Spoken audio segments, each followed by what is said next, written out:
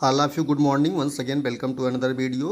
Practice set आज 5 कराने के लिए हमने आप लोगों को बोला था। तो पीईटी एग्ज़ाम में जो है प्रैक्टिस सेट 5 आज मैं सॉल्व करा रहा हूँ। 5 तक की प्रैक्टिस सेट अगर आपने नहीं देखा है तो उसको देख लीजिए।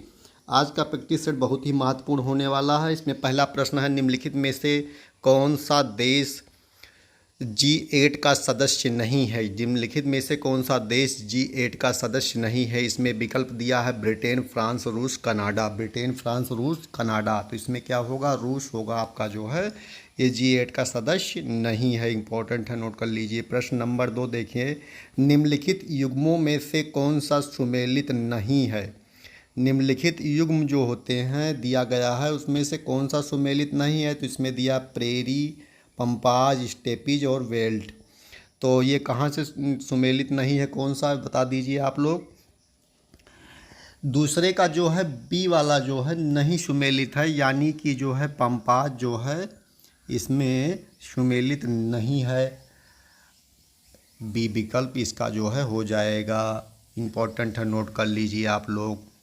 पंपाज जो है ऑस्ट्रेलिया में नहीं पाया जाता है, इससे ये सुमेलित नहीं है, और बाकी चीज़ें जो है सुमेलित है। इंपॉर्टेंट है, नोट कर लीजिए। प्रश्न नंबर 3 देखिए, निम्नलिखित में से कौन सा तत्व सोलर सेल में उपयोग किया जाता है। निम्नलिखित में से कौन सा तत्व सोलर सेल में उपयोग किया जाता है। सिलिकॉन, सीरियम, स्टेटिनियम और वेनेडियम।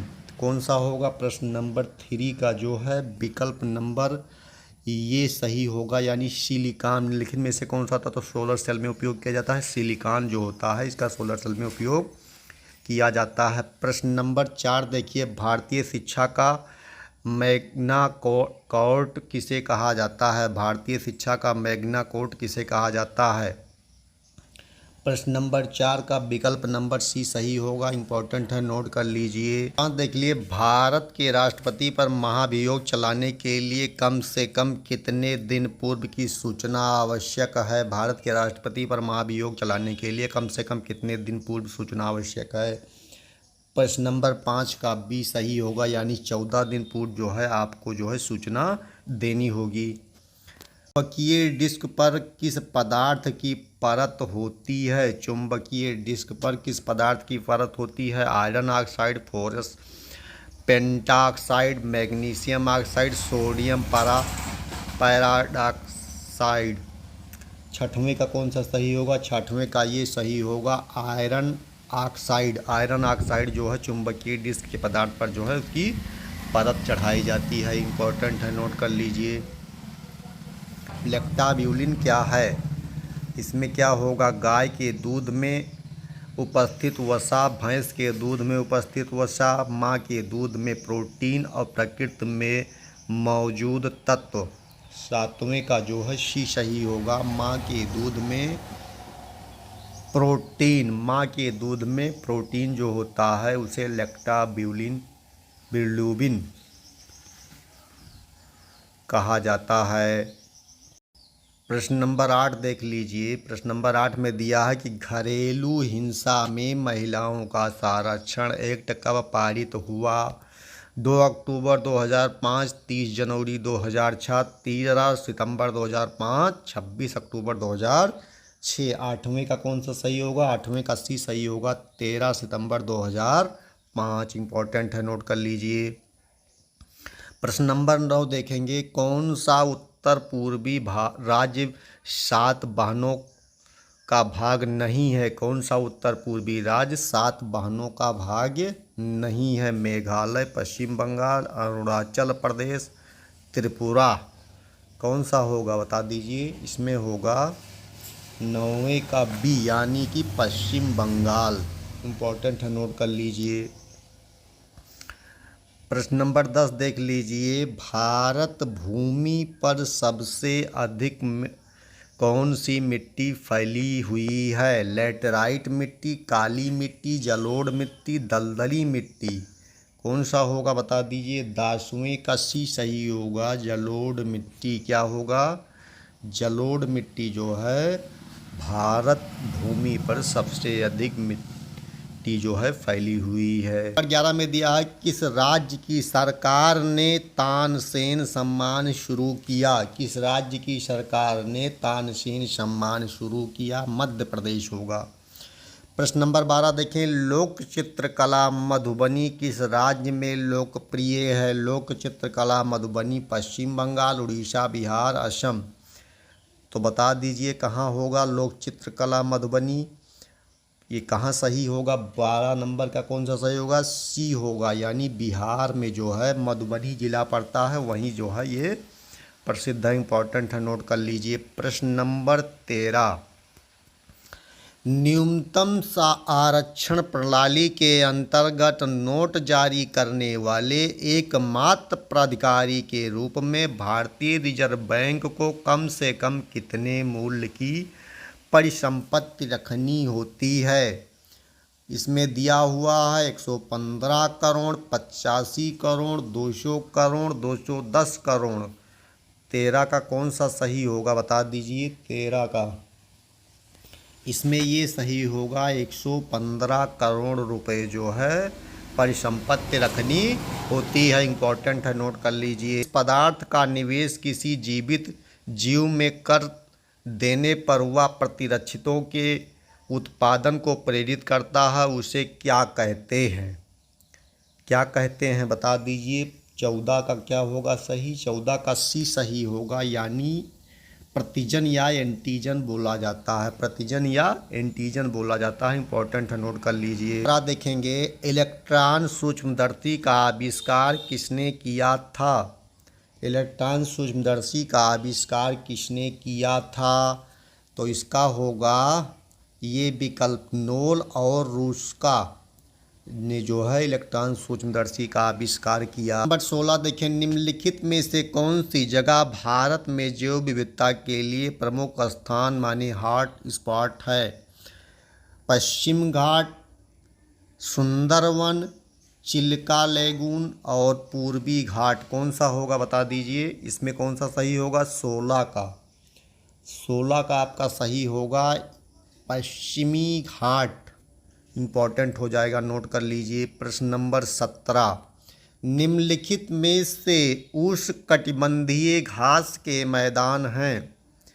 कैंपोस, पंपास, सावना, स्टेपिस। कौन सा होगा? 17 का भी सही होगा, पंपास। उष्णकटिबंधीय घास के मैदान है पंपास। प्रश्न नंबर 18 देखें, संवाहिनी वर्षा कहाँ होती है? संवाहिनी वर्षा कहाँ होती है? विषुवतीय क्षेत्र में, शीतोष्णकटिबंधीय क्षेत्र में, उष्णकटिबंधीय क्षेत्र में और ध्रुवीय क्षेत्र में। कहाँ होगा? 18 का ये होगा, विषुवतीय क्षेत्र में संवहनी वर्षा होती है, नोट कर लीजिए। देख लें, डार्विन फ्रिंचिज का प्रयोग किस समूह के लिए किया जाता है? मछलियों के लिए, छिपकलियों के लिए, पक्षियों के लिए, उभयचरों के लिए। किसके लिए किया जाता है बता दीजिए आप लोग? 19वें का सी सही होगा, यानी पक्षियों के लिए। प्रश्न नंबर 20 देख लें, इम्पोर्टेंट है। संसार में बुद्ध की सबसे बड़ी एकस्मीय प्रतिमा कहाँ स्थापित की गई? कहाँ स्थापित की गई है बता दीजिए? 20 का ये होगा, 20 का क्या होगा? ये होगा, इम्पोर्टेंट है, नोट कर लीजिए। निश्चित ताप और दाब पर विभिन्न गैसों के विवरण के आपेक्षिक वेग उसके घनत्व के वर्गमूल के विपरीत अनुपात में होते हैं। यह नियम है बायल का नियम, चार्ल्स का नियम, ग्राहम का नियम, डाल्टन का नियम।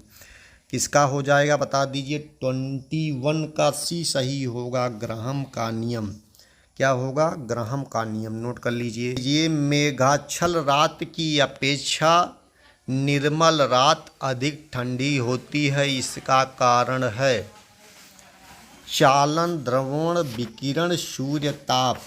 क्या होगा बता दीजिए? 22 विकल्प नंबर सी होगा, विकिरण। विकिरण के कारण जो है रात ठंडी हो जाती है, इम्पोर्टेंट होगा।